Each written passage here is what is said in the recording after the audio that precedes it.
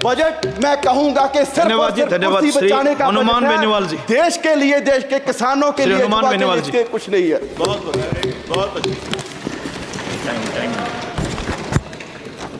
सभापति महोदय, सबसे पहले तो मैं आपको धन्यवाद दूंगा कि आज देश का जो बजट जिस पे चर्चा चल रही है उस पर आपने मुझे बोलने का मौका दिया केंद्रीय बजट पे। सभापति महोदय, तीसरी बार आपकी सरकार बनी और बहुत बड़ी उम्मीद देश के जवान, किसान, मजदूर, सर्व समाज को थी, लेकिन बजट से आम जन को निराशा हाथ लगी। मैं राजस्थान की नागौर लोकसभा से दूसरी बार चुनकर आया हूँ। आपको 14 और 19 के अंदर राजस्थान से 25 सीट दी सभापति महोदय और बहुत बड़ी उम्मीद राजस्थान को थी, लेकिन राजस्थान सहित तमाम वर्गों को इस बजट से, जो मैं पिछले 2 दिन से चर्चा सुन रहा था और उसके अंदर पक्ष बड़ा चढ़ा के बात कर रहा था, विपक्ष इस बात को कोस रहा था। हमें बिहार, आंध्रा को अगर विशेष पैकेज दिया उससे हमें कोई एतराज़ नहीं है, वो भी हमारे भाई हैं, लेकिन हम सबको जो पिछले 14 के अंदर आपको लाए, 19 के अंदर लाए, अब भी आपके जो साथ हैं उन लोगों का भी विशेष ध्यान रखना चाहिए। सौतेला व्यवहार देश के अन्य राज्यों के साथ नहीं होना चाहिए था। सभापति महोदय, प्रधानमंत्री जी को मैं कहना चाहता था, एक आपके हमारे राजस्थान स्टेट जहाँ के मुख्यमंत्री जी है, उन्होंने ट्वीट किया जब बजट यहाँ पे आया तो मुख्यमंत्री जी ने ट्वीट किया, Patna Purnia expressway, Buxar Bhagalpur expressway, Bodhgaya Vaishali और दरभंगा में सड़कों का काम तेजी लाई जाएगी। बक्सर में गंगा नदी नया लेन वाला पुल, 26,000 करोड़ की कुल लागत से बिहार का ट्वीट हमारे मुख्यमंत्री जी ने किया, भजन लाल जी ने। और जब आलोचना हुई राजस्थान के अंदर तो उनको अपना ट्वीट वापस लेना पड़ा। उनको ये लगा कि चूक हो गई।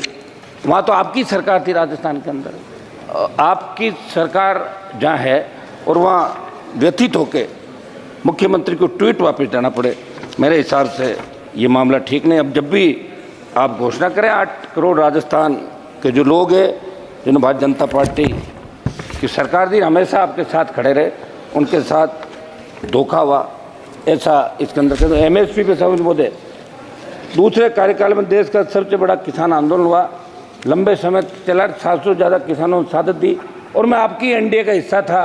और किसान आंदोलन के समय अकाली दल और राष्ट्रीय लोकतांत्रिक पार्टी, जिन्होंने NDA को छोड़ा और किसानों के हक के लिए हमने राष्ट्रीय राजमार्ग जाम किया, मैं आपको छोड़ के अलग हुआ।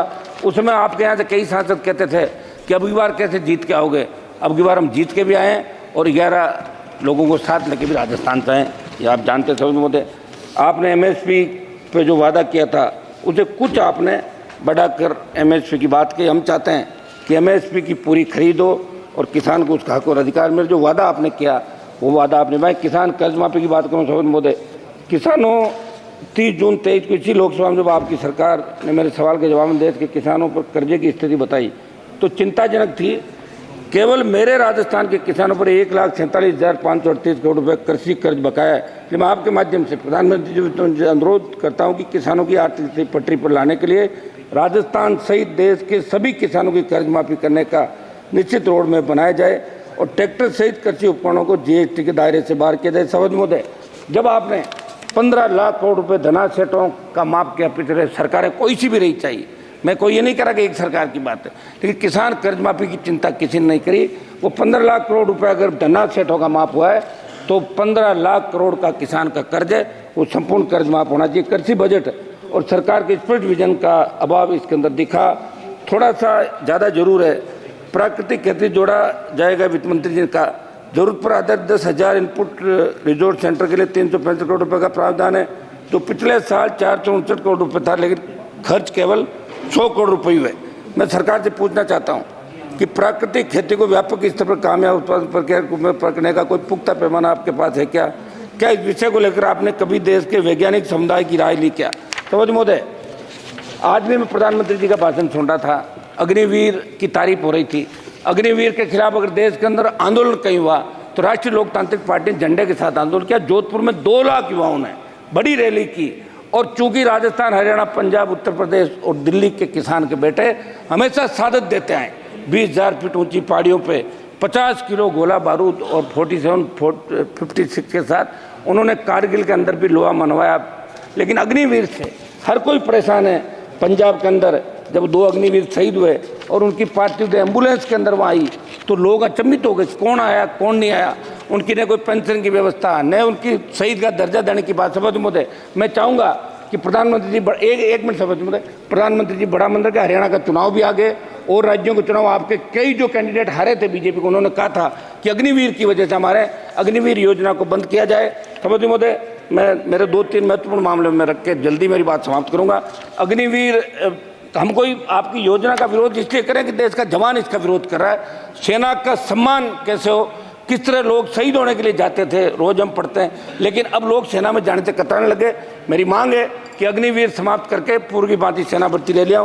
सभापति महोदय, मेरी ये कौशल विकास और बेरोजगारी की जो बात कही, 20 लाख युवाओं को कौशल विकास प्रावधान की बात कही, ये झुंझुना तो आपने पकड़ा दिया, लेकिन इसमें जो केंद्रीय नौकरियों में जो हमारे पद खाली है उनको भरने के लिए आप आदेश करें। स्किल डेवलपमेंट की आपने बात की, तो हरियाणा के बाद राजस्थान की बेरोजगारी दर सबसे अधिक है। इसलिए इससे मेरा एक सुझाव है कि केवल स्किल देने से हम रोजगार नहीं दे सकते, हमें ये भी देखना होगा क्या समय के साथ कोर्स में बदलाव आया नहीं, क्या जो ट्रेनिंग सेंटर चल रहे हैं क्यों केवल सब्सिडी या सरकारी सहायता लेने तो नहीं चल रहे। सभापति महोदय, मैं एक समाप्त कीजिए, 1-1.5 मिनट में मेरी बात समाप्त करूँ। एनडीए की 1-1.5 मिनट साहब, एनडीए की सरकार 14 महीने तब क्रूड ऑयल का क्या भाव था और आज क्या है। क्रूड ऑयल सस्ता हुआ, बावजूद इसके पेट्रोल डीजल की कीमत आसमान छू रही है। और महोदय, पेट्रोल डीजल की बढ़ती दरों का प्रत्येक असर महंगाई पर पड़ रहा है।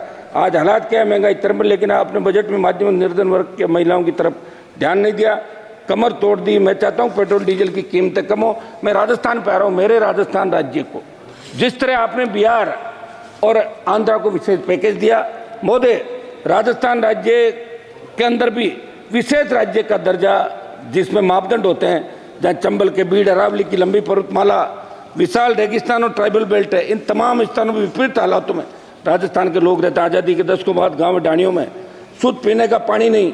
आपने पढ़ा होगा कि 20-20 किलोमीटर पैदल मटका सर पे रख के और जिस तरह महिलाएं पानी लाती थी, पानी के संचय, आज भी हम टांकों के अंदर बरसात का पानी इकट्ठा करते हैं। आज़ादी के 75 साल बाद भी आज बड़े विकट हालात राजस्थान के अंदर है। ट्राइबल बेल्ट में कुपोषण से 12 के अंदर 1 मिनट साहब, भूख से मौतें हुई। गांव के अंतिम छोर पर बैठे व्यक्ति को स्वास्थ्य सेवाओं से बुनियादी सुविधाओं का लाभ नहीं मिल पाता है। मैं आपसे मांग करता हूं कि राजस्थान को विशेष राज्य का दर्जा दे। दर्जा नहीं दे पा रहे हो आप, तो विशेष पैकेज राजस्थान को दें, ये मेरी मांग है। सभापति महोदय, ईआरसीपी पे लास्ट मेरी कंक्लूड कर रहा हूँ। सभापति महोदय, ईआरसीपी को आपने राष्ट्रीय परियोजना घोषित किया, जो हमारे ये आपके ईस्टर्न के जिले हैं, भारत सरकार इसे राष्ट्रीय महत्व की परियोजना का दर्जा दें। आपने दर्जा नहीं दिया। मेरे से नागौर सहित पश्चिम राजस्थान के वो तमाम जिले जिन्होंने अकाल के साए में अपना अतीत गुजरा, आज भी संघर्ष करें, वहाँ के खेतों में सिंचाई के लिए और लोगों को पीने के पानी के लिए ईआरसीपी की तर्ज पे पश्चिम राजस्थान के अंदर WRCP पश्चिम राजस्थान नहरी परियोजना को की आप घोषणा यहाँ से कराएं। ये मैं आपसे मांग करता हूँ। एक मेरा अंतिम और अंतिम आधा मिनट 10 सेकंड। हाँ 10 सेकंड। मेरा ये साहब, आपने सौभाग्य योजना आप लेकर आए देश के अंदर और प्रत्येक ढाणी को विद्युतीकृत किया, लेकिन सौभाग्य की संशोधित योजना लाई, कुछ रह गया था, हमारा बजट खर्च नहीं हुआ।